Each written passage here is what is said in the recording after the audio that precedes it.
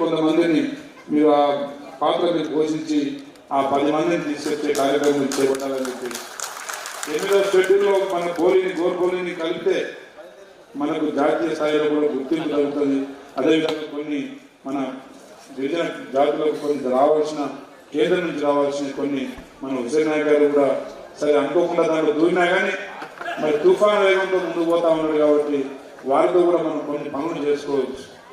వారు కూడా మంచి యువకుడు, జాతి మీద చేయాలనే సంకల్పంలో వచ్చింది.